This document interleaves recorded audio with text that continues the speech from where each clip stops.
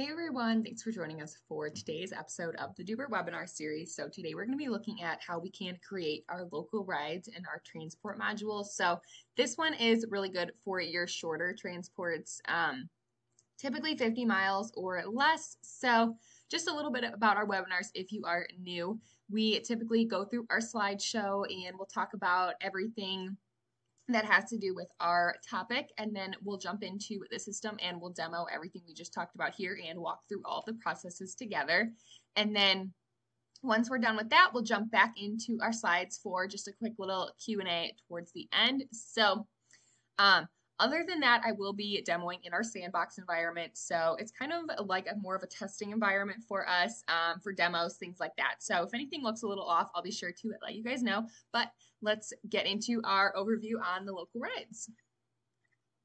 So like I said, they're typically 50 miles or less. So they're usually ones that involve one volunteer driving the animal for the entire trip because it is a pretty manageable amount versus our rescue relays that are typically involving multiple volunteers because they are going from state to state or a little bit of a longer distance. So that's kind of when you would decide which one to use.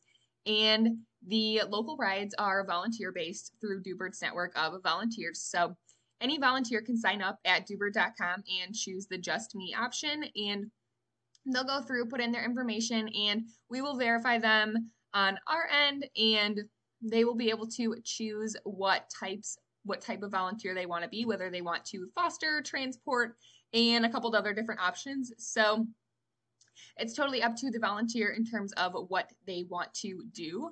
And the local rides are really good for adoption events, vet appointments, really anything where that pet would just be gone for a few hours, maybe less, anything like that. So adoption events are always a really good time to use the local rides if that suits your organization, or any appointments, visits, anything like that. So other than that, checking out our transport module, like I said, we sign up as a volunteer on Doobert.com, and then basically Doobert will send out your local ride to any of the volunteers that have a transport preference, and then they'll decide whether that transport works for them and it meets their preferences. So our volunteers will choose a transport that works for them, and typically you'll have the best luck getting a volunteer to sign up for your local ride on the weekends or evenings, just because people are off work, things like that. So definitely keep that in mind. It may take a couple times trying to put it through until you get a volunteer signed up for it. But that just kind of is how it works with a volunteer model. But we do verify them with their ID, we get their own pet vaccine records, and we re-verify our volunteers yearly. So checking out how we can create our local rides. So creating our local rides is super easy. It is very straightforward, so which you guys will see in just a minute. But we'll go ahead and start putting in our pickup and drop-off information. So we're going to name our transport. It can be Remy's new home or Daisy to the vet, anything like that. Whatever way you want to identify that transport, it is totally up to you.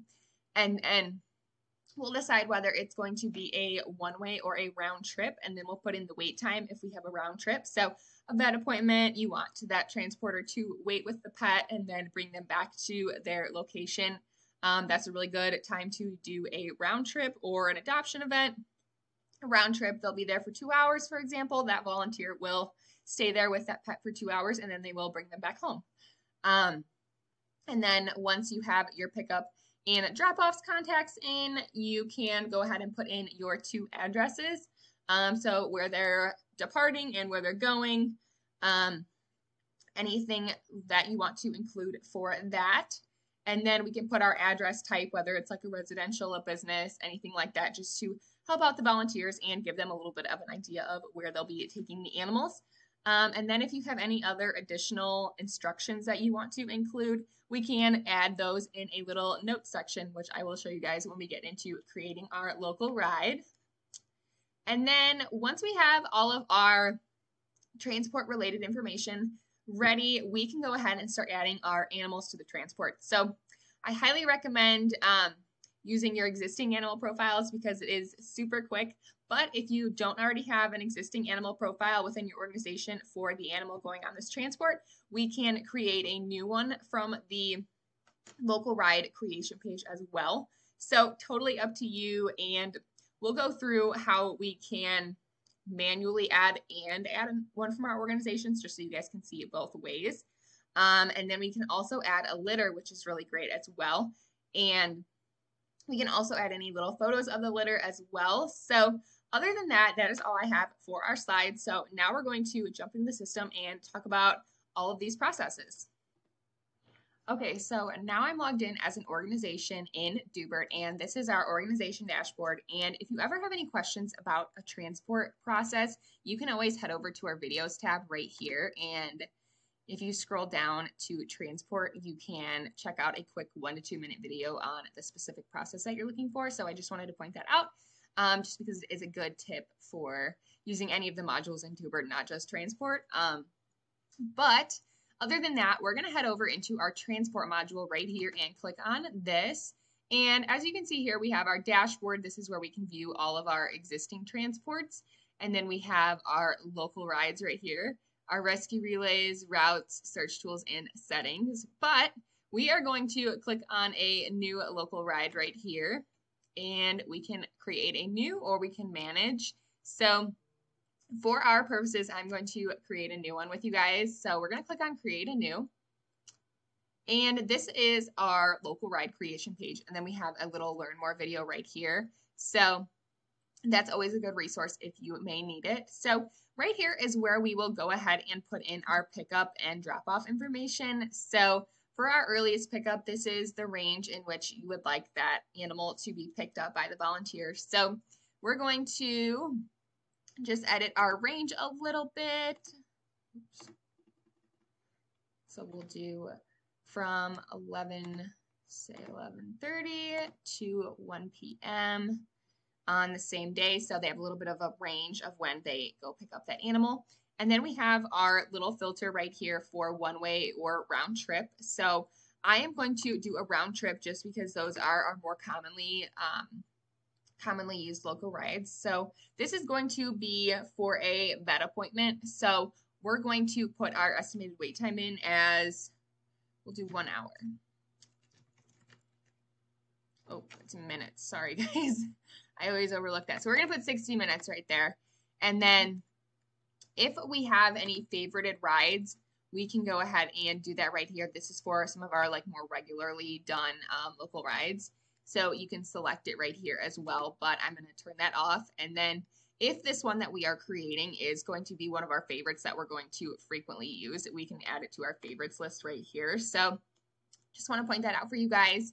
But we're going to name our ride. So we're going to put Remy's vet appointment. And if we have any specific instructions, we can put them right here. So we're just going to put, please wait with Remy at her vet appointment for her vaccines and checkup. So that looks good. We're going to go ahead and put in our pickup location. So we're going to name our location, or basically the type of location it is, anything like that. So we're going to name this as the shelter, and we're going to pop in our address of our shelter. So we're going to just put in the street address. So that looks good. And then we're going to choose the type of address that it is. So we're going to put it as an animal shelter right here. And then we're going to go ahead and put in our drop-off location as well. So with, oops, this one, we are going to put what its name is again. So this is going to be the vet. And for our address, we're going to put it in right here. Same process, street address. There we go. So the distance between these two is probably 25 miles, something like that. So under our 50-mile kind of recommendation to use the local rides, and then we'll put in our type of address as well. So we're going to put in that this is a vet right here. And then now we're going to go ahead and put in our pickup and drop-off contacts. So I'm going to go ahead and put myself as the contact for a pickup. And then for our drop-off contact, we're going to put the vet's office. Just for testing purposes, I'm going to put vet office. And then I'm going to put my own email in again. But you get the idea. You'll put in your contact for your vet and potentially the name or anything like that right there. And then we can also put in a phone number if we would like, because we can send text updates. But I'm just going to put in all zeros for these. So that looks good. This is all of our contact information. So we are almost done creating our local rides. So we have all of these in here. These are all ready, and then now we're going to go ahead and add our passenger info or our animal information. So just to click on every one of them so you guys can get an idea of what they might look like. This is our litter option, so we can add kittens or puppies, and we put the number of them in the litter, and then we can add any photos if we would like. Same goes for puppies, super easy. And then if we want to do another animal, this is where we would manually add them. So we have the pick from my organization. This one typically takes a long time to load, but here is our list. We can scroll through all of the animals that we have. We choose one and we can click submit to add them onto our local ride transport. But I'm going to show you guys how to do it manually. And we have our additional info right here. If we want to add any comments or add any extra photos, we can do that right there. So that's the way there if you want to add any comments about any of the animals, things that the transport volunteer should know. But we're going to go ahead and put in our animal information right here. So we have Sam, and it's a dog, a mixed breed large, male, 65, and then we can choose what they are traveling with. So we're going to select a collar, a leash, a crate, and medicine. And then we can go ahead and add any photos of the animal on the transport, which is always fun to do. So the volunteer gets an idea of the animal that they will be transporting. So I'm going to go ahead and pop a photo in and show you guys. Okay, so I just uploaded a photo really quick, so now we can adjust and crop it if we would like. So once that looks good, I'm going to click Save Photo right here, and then we'll see it has 2 pictures attached, so we can just click on that and view that. And then, like I said, I'm in beta, so that's why the other one's not showing up. But in the live site, that should not happen. But that looks good. So we have our photos, we have what they're traveling with, we have all of our information popped in here. And then if we are sending more than one animal on this transport, we can go ahead and click Add More. And then we'd be able to add another animal. But always keep in mind with the volunteer model, not everyone's car is big enough to have 2 large animals or anything like that, or if they only prefer to transport one. So if you have maybe quite a few needing to go to the same place, you'll want to arrange multiple transports to have multiple volunteers take all of them. So just wanted to point that out. So we have all of our information put in right here. We have our photos, we have everything they're traveling with. That all looks great. So now if we have preferred volunteers that we work with a lot, we can publish only to them. And then it will not go out to the network of all Doobert volunteers, only those specific preferred ones that our organization has chosen. Or we can leave it off and send it to everyone who has a transport profile within our area.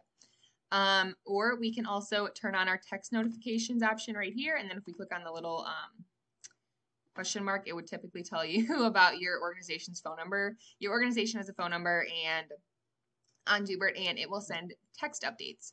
So if you're interested in doing that, we can turn that on, but I have an invalid phone number in here because I put all zeros, so they won't actually go through. So we're just going to leave that off, but if you're interested in trying that out, you definitely can when you're setting up your local rides. So everything all looks good. We're going to go ahead and click Publish Ride. And it is now going to email all the drivers within your area who have an active transporter profile. And now we're going to see our transport registration page. So this is a page that we can share on any of our socials, anything like that, if we're looking to get a volunteer. So what we're going to do on this page is once we have a volunteer who has signed up for the leg of the trip, we'll go ahead and confirm the transport because that just sends out the volunteer an email letting them know that that trip's confirmed and that they are ready to volunteer. So we don't want to click this until we have a volunteer signed up. So just keep that in mind. And then over here, we just have some contact information, and then we have any actions. We can edit the ride. If we need to edit any of the details, we can do that by clicking this. Or if for some reason we need to cancel, we can do that as well right here. And then we can just review all of our information. Again, sending and receiving animal in the transport. We have Sam, and then our additional info if we want to attach any documents that the vet might need. Once they get there, we can do that. Sign up for the transport. This is our sign up page, like I said. And then if we want to view the map and see the route that they'll be taking, we can check this out. And we have our more options here. We can add more pictures, recommend changes to the legs, view a communication feed, transport legs, and print a run sheet. So we have a lot of different options of things we can do right here. So I won't go through all of them for you guys because I don't want to waste your time, but they're there if you need any of these options. And then all of this looks good. We have our waiting time. This is just verifying everything we put in as the information. So say that we have a volunteer who has signed up for this leg. They clicked the sign up, they put in all of their information, and they are good. We are going to go ahead and confirm our transport. And then if we want to send this run sheet to anybody else, we can put in their name and email right here. But if we don't need to, we're just going to go ahead and click confirm on that transport.